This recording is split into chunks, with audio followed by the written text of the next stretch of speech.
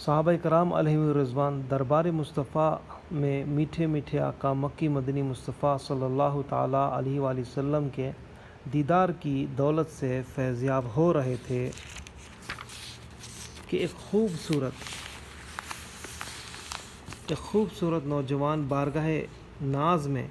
حاضر ہوا، جس نے ابھی حال ہی میں جوانی کی حدود میں قدم رکھا تھا، اور کچھ یوں عرض کی: یا رسول اللہ صلی اللہ علیہ وآلہ وسلم، مجھے بدکاری ایڈلٹری کی اجازت دیجیے۔ اس کی اس بے باکی و جرأت پر تمام صحابہ کرام علیہم الرضوان حیران و ششدر رہ گئے، اور سب کی پیشانیاں شکن آلود ہو گئی۔ چنانچہ وہ اس نوجوان کو بارگاہ نبوت کے آداب کا لحاظ نہ رکھنے کی وجہ سے ڈانٹنے لگے، تو محبوب رب اکبر صلی اللہ تعالیٰ علیہ وآلہ وسلم نے انہیں اس نوجوان کو کچھ کہنے سے منع فرما دیا اور ارشاد فرمایا: اسے میرے قریب آنے دو۔ وہ نوجوان معاملے کے حساس ہونے کی پرواہ کیے بغیر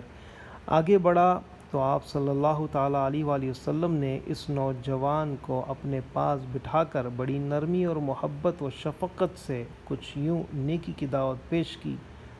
اے نوجوان، ذرا یہ تو بتاؤ کہ اگر کوئی شخص تیری ماں کے ساتھ ایسا کرے تو کیا تجھے اچھا لگے گا؟ نوجوان جوش غیرت سے کچھ یوں عرض گزار ہوا: نہیں نہیں، اللہ عز و جل کی قسم، یا رسول اللہ صلی اللہ علیہ وآلہ وسلم، میری جان آپ پر قربان، میں ہرگز یہ پسند نہیں کروں گا۔ تو آپ صلی اللہ علیہ وآلہ وسلم نے ارشاد فرمایا: اگر تجھے یہ پسند نہیں کہ کوئی تیری ماں کے ساتھ ایسا کرے، تو دوسرے بھی یہ پسند نہیں کرتے کہ کوئی ان کی ماں سے ایسا کرے۔ پھر آپ صلی اللہ علیہ وآلہ وسلم نے دریافت کیا: کیا تم اپنی بیٹی کے لیے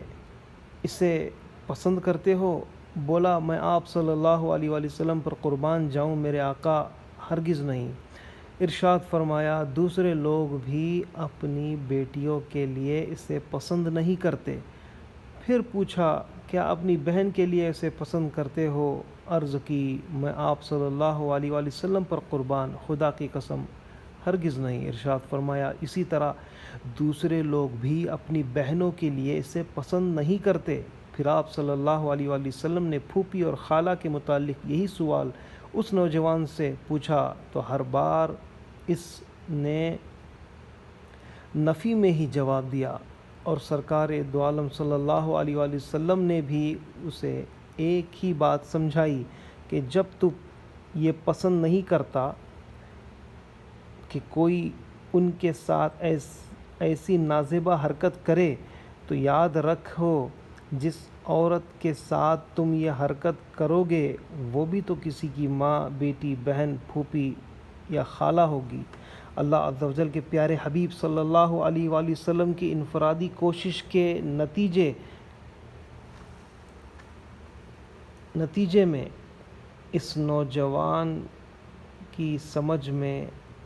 آ تو گئی، مگر سرکار نامدار مدینے کے تاجدار صلی اللہ علیہ وآلہ وسلم نے اس پر مزید کرم فرماتے ہوئے اس کے سینے پر اپنا دست اقدس رکھ کر بارگاہ خداوندی میں عرض کی: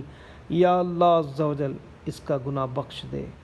اس کے دل کو پاک کر دے اور اس کی شرمگاہ کی حفاظت فرما۔ چنانچہ اس دعا کی برکت سے وہ نوجوان تمام عمر اس فعل بد سے بیزار رہا۔ سبحان اللہ، سبحان اللہ۔ میٹھے میٹھے اسلامی بھائیوں، دیکھا آپ نے ہمارے آقا صلی اللہ تعالیٰ علیہ وآلہ وسلم نے کس پیارے اور دل نشین انداز میں اس نوجوان کو یہ بات سمجھائی کہ جس طرح تم اس بات کو پسند نہیں کرتے کہ کوئی شخص تمہارے ان محرم عورتوں یعنی جن سے نکاح حرام ہے کے ساتھ اس طرح کا فعل کرے، اسی طرح کوئی دوسرا شخص بھی اپنی ان محرم عورتوں کے ساتھ اس طرح کے گھنونی حرکت ہرگز پسند نہیں کرے گا۔ جب تم اپنے لیے اس بات کو پسند نہیں کرتے تو دوسروں کے لیے اسے کیسے روا رکھ سکتے ہو؟ کیونکہ تم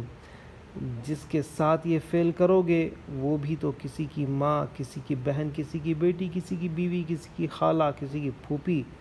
ہوگی۔ سرور دو عالم صلی اللہ علیہ وآلہ وسلم کا یہ انداز مبارک تاثیر کا تیر بن کر اس کے دل میں اس طرح پیوست ہو گیا کہ وہ نہ صرف اپنی بے باکی پر نادم ہوا بلکہ ہمیشہ بدکاری سے بھی باز رہا، اور پیارے آقا صلی اللہ علیہ وآلہ وسلم کی دعاؤں کی برکت سے جب تک زندہ رہا کبھی اس فعل کا تصور تک نہ کیا۔ سبحان اللہ۔